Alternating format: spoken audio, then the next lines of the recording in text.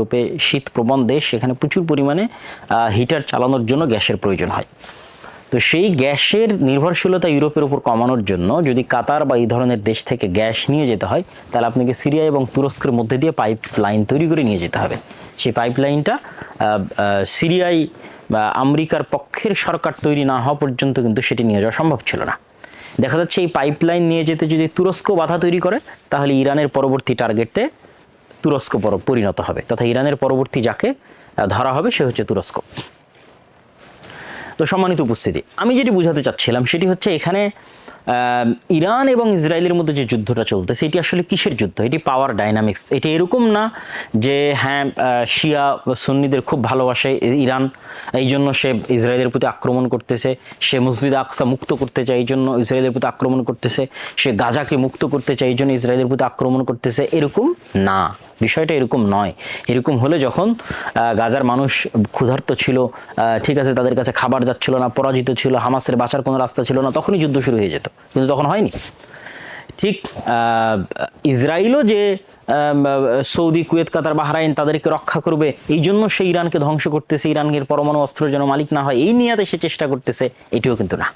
তারা আসলে দুইজনই মধ্যপ্রাচ্যের প্রভু হতে চায়, একজন ইহুদি ধর্মকেন্দ্রিক এবং আরেকজন শিয়া ধর্মকেন্দ্রিক, এবং দুইজনই মধ্যপ্রাচ্যে অবস্থিত অন্য দেশগুলোকে শত্রু জ্ঞান করে। আমি জানি না মধ্যপ্রাচ্যের অন্য দেশেরা এই নলেজটুকু তারা রাখে কিনা যে আসলে ইসরায়েলও তাদেরকে শত্রু জ্ঞান করে এবং ইরানও তাদেরকে শত্রু জ্ঞান করে। এখানে যেই আসলে টিকে যাবে সে পরবর্তীতে এই পুরো মধ্যপ্রাচ্যে আধিপত্য বিস্তার করবে। তো মধ্যপ্রাচ্যে আধিপত্য বিস্তারের একটা ধর্মভিত্তিক রাজনৈতিক দ্বন্দ্ব হচ্ছে ইরান এবং ইসরায়েলের এই দ্বন্দ্ব। এবং ইরান এবং ইসরায়েলের এই দ্বন্দ্বে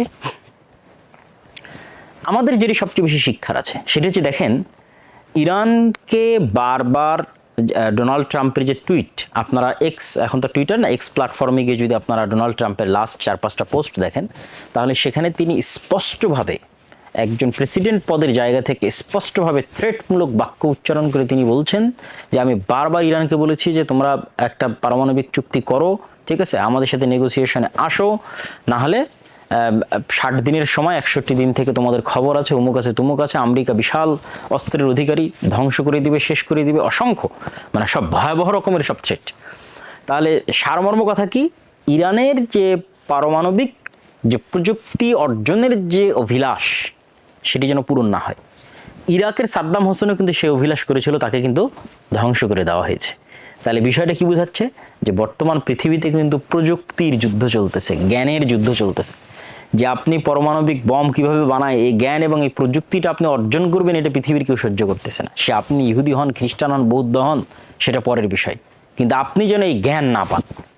এর আরেকটা আপনাদেরকে উদাহরণ দেই, যেমন ধরেন চায়না যেন চিপ বা সেমিকন্ডাক্টরের যে নলেজ এটাতে যেন টপ লেভেলে না পৌঁছতে পারে, এই জন্য চায়নার উপর কিন্তু এই কেন্দ্রিক নিষেধাজ্ঞা দেওয়া আছে। এরকম বলা যায় 7 থেকে 8টা টপ লেভেলের প্রযুক্তি এবং টেকনোলজি আছে যেটা আমেরিকা চায় না যে অন্য কেউ এই প্রযুক্তি পরিপূর্ণরূপে তার কাছে চলে যাক।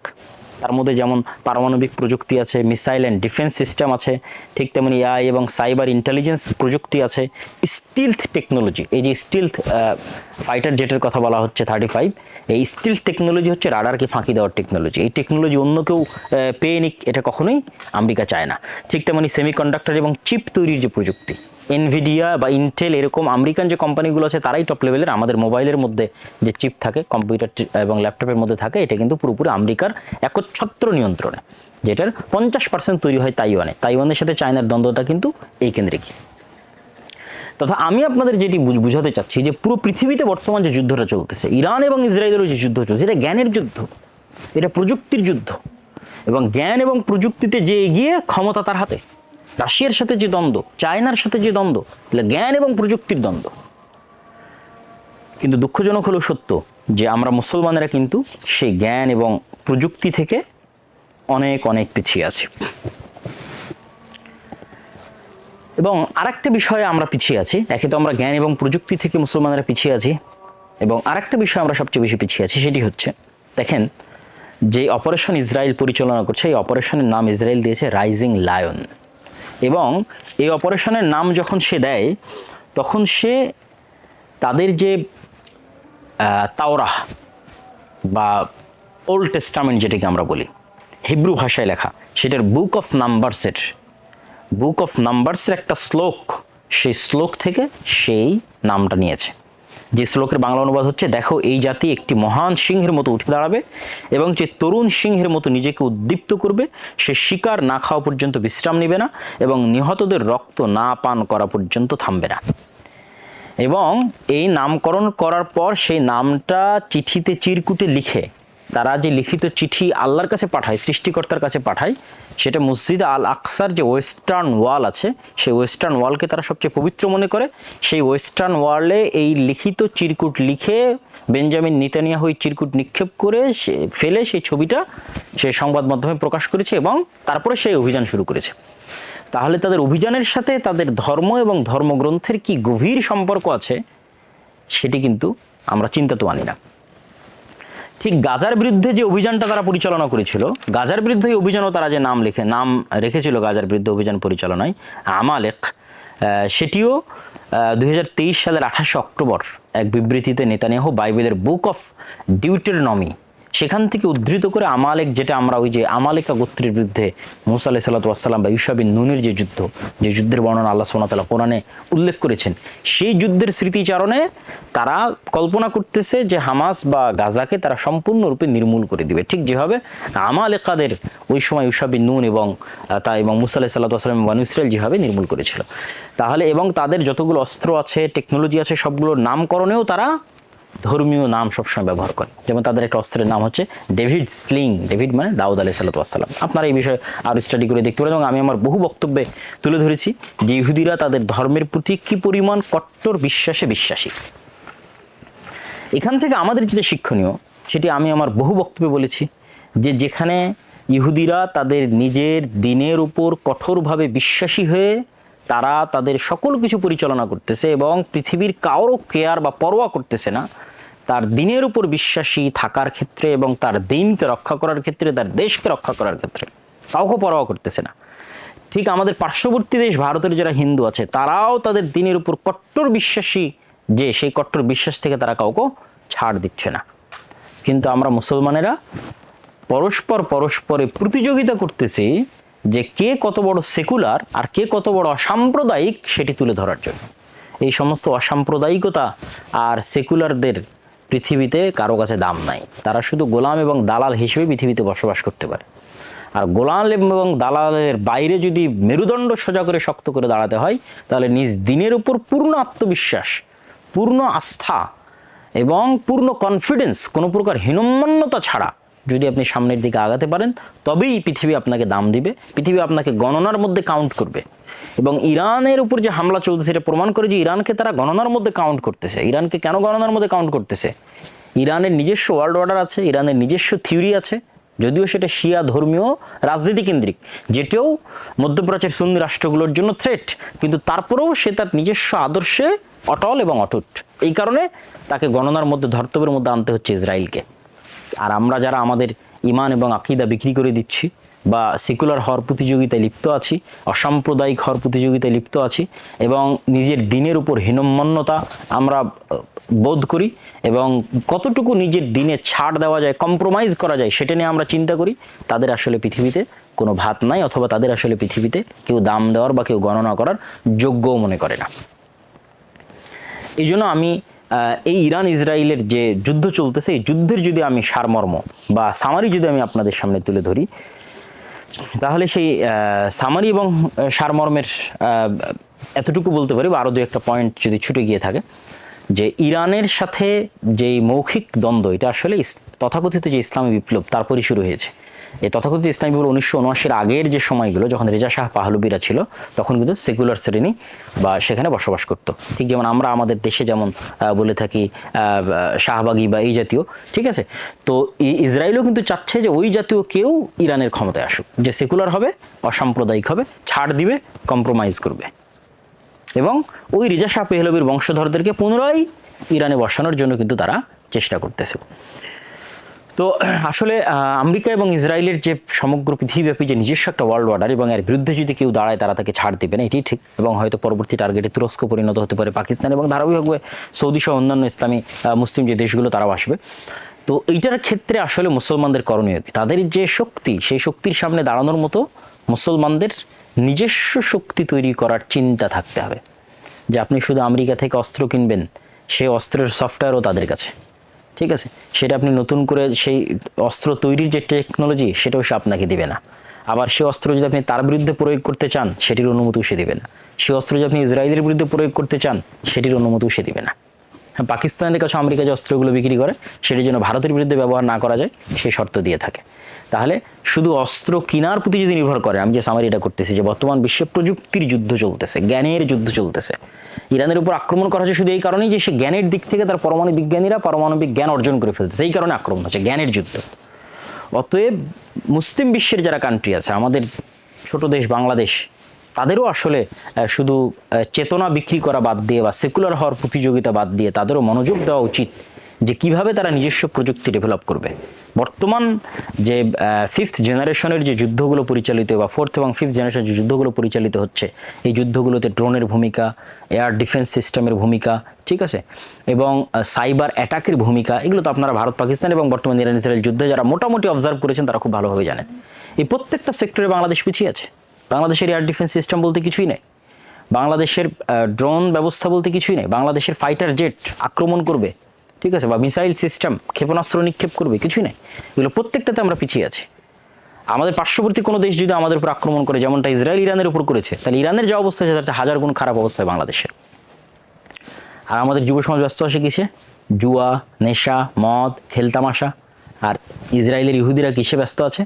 জ্ঞান, গবেষণা, ঠিক আছে, নতুন নতুন প্রযুক্তি, জীবন দেওয়া। প্রত্যেকটা ইসরায়েলের নাগরিকের জন্য যুদ্ধের ট্রেনিং নেওয়া জরুরি, ফরজ। সবাইকে 2 বছরের জন্য যুদ্ধের ট্রেনিং নিতে হয়, তারপরে তারা নিজ নিজ কাজে ব্যস্ত থাকে, যুদ্ধ শুরু হলে আবার তাদের অ্যাক্টিভ হতে হয়, ঠিক আছে। এটাই তাদের জীবনের লক্ষ্য এবং উদ্দেশ্য। আর আমাদের জীবনের কোনো লক্ষ্য নেই, কোনো উদ্দেশ্য না। তো আমাদের নবী মুহাম্মদ সাল্লাল্লাহু আলাইহি ওয়াসাল্লাম আমাদের জন্য জীবনের লক্ষ্য এবং উদ্দেশ্য দিয়ে গেছেন, কিন্তু আমরা লক্ষ্যহীন উদ্ভ্রান্তের মতো ঘুরে বেড়াচ্ছি এবং আনপ্রোডাক্ট তথা কোনো প্রকার প্রোডাক্টিভিটি ছাড়া শুধু এর গিবত করা, মারামারি করা, গন্ডগোল করা, কোনো প্রোডাক্টিভ কাজ নাই, কোনো গঠনমূলক কাজ নাই, ঠিক আছে। ফেসবুক, ইউটিউব, টুইটারে সময় নষ্ট করা, কোনো লাইফস্টাইলের কোনো টাইম ম্যানেজমেন্ট নাই যে আমার লাইফস্টাইল কীভাবে হবে, স্বাস্থ্যের প্রতি কোনো খোঁজ নাই যে আমি স্বাস্থ্য ঠিক রাখবো, সময়কে কাজে লাগাবো, টাইমকে ঠিকভাবে কাজে লাগাবো, কিছুই নাই। শুধু সময় নষ্ট এবং গল্প, গিবত, তহমতের মাধ্যমে আমাদের সময় পার হয়ে যাচ্ছে। অর্থাৎ ভাইরা, আমাদের জন্য করণীয় কি? এই দিন আমাদের সামনেও আসবে এবং সেই দিনের প্রস্তুতি হিসেবে আমাদের জ্ঞান, বিজ্ঞান এবং প্রযুক্তি, পড়াশোনা, প্রোডাক্টিভ লাইফ সামনে এগিয়ে যেতে হবে এবং নিজ নিজ জায়গা থেকে সর্বোচ্চ চেষ্টা করতে হবে। এটি মুক্তি, এটা ছাড়া মুক্তির কোনো রাস্তা নেই। হ্যাঁ, আমরা হয়তো শক্তি দিয়ে তাদের সাথে পারবো না, কিন্তু শক্তির বিষয়ে আল্লাহ সুবহানাহু ওয়া তাআলা, যেটা বলে আমি আমার বক্তব্য শেষ করব, শক্তির বিষয়ে আল্লাহ সুবহানাহু ওয়া তাআলা বলেছেন, ফাআম্মা আদুন ফাস্তাকবারু ফিল আরজ বিগাইরিল হাক্কি ওয়া ক্বালু মান আশাদ্দু মিন্না কুওয়া। আদ জাতিকে যখন ধ্বংসের ঘোষণা আল্লাহ দিয়েছিলেন, তখন আদ জাতি বলেছিল যে বর্তমান পৃথিবীতে আমাদের চেয়ে শক্তিশালী কে আছে? মান আশাদ্দু মিন্না কুওয়া। যেমন আজকে আমেরিকা, ইসরায়েল বলতে পারে যে সব টেকনোলজি তো তাদের কাছে, পৃথিবীতে আর কারো কাছে কোনো টেকনোলজিই নেই। যে 2-1টা মুসলিম দেশ তাদের কাছে টেকনোলজি কিনেছে, সেগুলো তো তারা তাদের বিরুদ্ধে ব্যবহার করতে পারবে না। সুতরাং তাদের চেয়ে সুপার পাওয়ার পৃথিবীতে কেউই নাই, এটাই সত্য কথা। কিন্তু আল্লাহ সুবহানাহু ওয়া তাআলা বলছেন, আওয়ালাম ইয়ারাউ আন্নাল্লাহাল্লাযী খালাকাহুম হুয়া আশাদ্দু মিনহুম কুওয়া। মানুষেরা কি জানে না যে আমেরিকার ইসরায়েল যদি সুপার পাওয়ার হয়, তো আমেরিকার ইসরায়েলকে কে সৃষ্টি করেছে? এই আমেরিকা, আল্লাহ নিজে কোরআনে বলছে, আওয়ালাম ইয়ারাউ আন্নাল্লাহাল্লাযী খালাকাহুম, যে আমেরিকা এবং ইসরায়েলকে যে আল্লাহ সৃষ্টি করেছে, সে আল্লাহ তো তাদের চেয়ে শক্তিশালী। আমেরিকা এবং ইসরায়েল যদি আজকের সকল জ্ঞান, বিজ্ঞান এবং টেকনোলজির মালিক হয়ে শক্তিশালী হয়, তো এগুলো সবগুলোর সৃষ্টিকর্তা হচ্ছেন আল্লাহ সুবহানাহু ওয়া তাআলা। আমেরিকা এবং ইসরায়েলের সৃষ্টিকর্তা, এই টেকনোলজি, এই ড্রোন, এয়ার ডিফেন্স সবগুলো সৃষ্টিকর্তা আল্লাহ সুবহানাহু ওয়া তাআলা। তাহলে আল্লাহ হচ্ছেন তাদের চেয়ে শক্তিশালী। তো আল্লাহ অবশ্যই অলৌকিক কিছু ঘটাতে পারেন, ঘটাবেন, ঘটান, ঘটিয়ে থাকেন, ভবিষ্যতেও ঘটাবেন, কিন্তু তাদের জন্যই ঘটান যারা পাওয়ার যোগ্য। ফিরআউনকে মুসা আলাইহিস সালাতু ওয়াস সালাম তার শক্তি দিয়ে পরাজিত করবে, এরকম কোনো শক্তি মুসা আলাইহিস সালাতু ওয়াস সালামের কাছে ছিল না, এই জন্য তাকে পালিয়ে যেতে হচ্ছিল। কিন্তু আল্লাহ পৃথিবীর ইতিহাসের সবচেয়ে ব্যতিক্রম অলৌকিক ঘটনা ঘটিয়ে ফিরআউনকে ধ্বংস করে দিয়েছেন। তো এইরকমই কোনো অলৌকিক ঘটনার মাধ্যমে আল্লাহ ধ্বংস করতে পারেন, কিন্তু সেটার জন্য যে চেষ্টা, যে কনিষ্ঠতা, যে ইখলাস, সেটা কিন্তু আমাদের নাই, যে ত্যাগ, সেটা কিন্তু আমাদের নাই। আমাদের যে ইউরোপীয় উপনিবেশ, পুরো মুসলিম বিশ্বের সকল মুসলমানদের সমস্যা হচ্ছে, উৎস হচ্ছে ইউরোপীয় উপনিবেশ। এই যে আফ্রিকায় যে সমস্যা, ইব্রাহিম ত্রাওরে, ঠিক আছে, বুরকিনা ফাসোর যে আফ্রিকান মুসলমানদের উপর যে ফ্রান্সের যে উপনিবেশ, ঠিক আছে, যে আপনার টাকা কেন্দ্রীয় ব্যাংক, ফ্রান্সের কেন্দ্রীয় ব্যাংকই রাখতে হবে, অসংখ্য যে শর্তগুলো, এটা না দরকার আমরা আরেকদিন আলোচনা করবো ইনশাল্লাহ।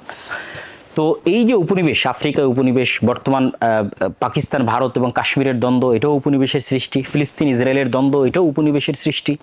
এই 190 বছরের উপনিবেশ মুসলমানদেরকে এমন, মুসলমানদের জিনের মধ্যে, ব্লাডের মধ্যে এমনভাবে গোলামি, কলোনিয়াল মাইন্ড সেট আপ ঢুকিয়ে দিয়েছে যে মুসলমানেরা তাদের আত্মমর্যাদা, আত্মসম্মান ভুলে গেছে। তাদের একটা টাকার জন্য মিথ্যা বলা, একটা টাকা বেশি ইনকাম করার জন্য দুর্নীতি করা, এটি তাদের মজ্জাগত স্বভাব। ধোঁকা দেওয়া, এটি তাদের মজ্জাগত স্বভাব। এই জন্য মুসলমানদের কিনে নেওয়া আমেরিকা এবং ইসরায়েলের কাছে 1-2 মিনিটের ব্যাপার। এই যে ইরানের মধ্যে এত মুজাদের গোয়েন্দা কিভাবে, অর্থের কাছে বিক্রি হয়ে যাওয়া, ঠিক আছে। আর অন্যদিকে একটা ইহুদি গোয়েন্দা যদি বুঝতে পারে সে ধরা পড়বে, তাহলে সে বিষ পান করে মারা যাবে। কি পরিমাণ তার নিজের উপর আস্থা, ঠিক আছে। আর আমরা হচ্ছে আমাদের দিনকে বিক্রি করে দেবো টাকার জন্য। এই টাকার জন্য বিক্রি করে দেবো, এই মেন্টালিটি আমাদের মধ্যে তৈরি হয়েছে কিভাবে? 190 বছরের গোলামির মাধ্যমে তৈরি হয়েছে। এই জন্য আল্লামা ইকবাল বলেছেন, সাবাক ফিরসে পার সাদাকাত কা, সুজাআত কা, আদালত কা, লিয়া জায়েগা তুঝসে কাম দুনিয়া কি ইমামত কা। যে মুসলমানেরা তোমরা সত্য বলা শিখো, ন্যায়পরায়ণ, আমানতদার হওয়া শিখো, আত্মমর্যাদা সম্পন্ন, আত্মবিশ্বাসী হওয়া শিখো, নিজের দিনের উপর কট্টর আস্থা এবং বিশ্বাস নিয়ে আসা, হীনম্মন্য না হওয়া, সেকুলারিজম, ডেমোক্রেসির মতো যে ওয়ার্ল্ড অর্ডার যেগুলো আছে, কেন্দ্রীয় বিশ্বায়নের, গ্লোবালাইজেশনের, এগুলোকে ছুঁড়ে ফেলে দেওয়া, আস্থা করে নিক্ষেপ করা এবং নিজের দিনের উপর অগাধ আস্থা এবং বিশ্বাস নিয়ে সামনের দিকে এগিয়ে যাওয়া এবং চেষ্টা করা এবং ত্যাগের মন মানসিকতা রাখা। যখন আপনি আপনার সর্বোচ্চ চেষ্টা এবং সর্বোচ্চ ত্যাগ করবেন ইখলাসের সাথে, তখন আল্লাহর সাহায্য অবশ্যই আসবে। তো সম্মানিত উপস্থিতি, আমরা যদি আমাদের পুরো আলোচনা সামারি করি, তাহলে আমরা এটি বলতে চাই যে ইরান এবং ইসরায়েলের যে যুদ্ধ, এটা পাওয়ার ডাইনামিক্স। এটা কি বলে ওর নাম, ইরান জেরুজালেমের খুব ভালো চাই, গাজার খুব ভালো চাই, এই জন্য হামলা করতেছে, অথবা ইসরায়েল সৌদি, কুয়েত, কাতার, বাহরাইনকে রক্ষা করবে ইরান থেকে, এরকম কিছু না।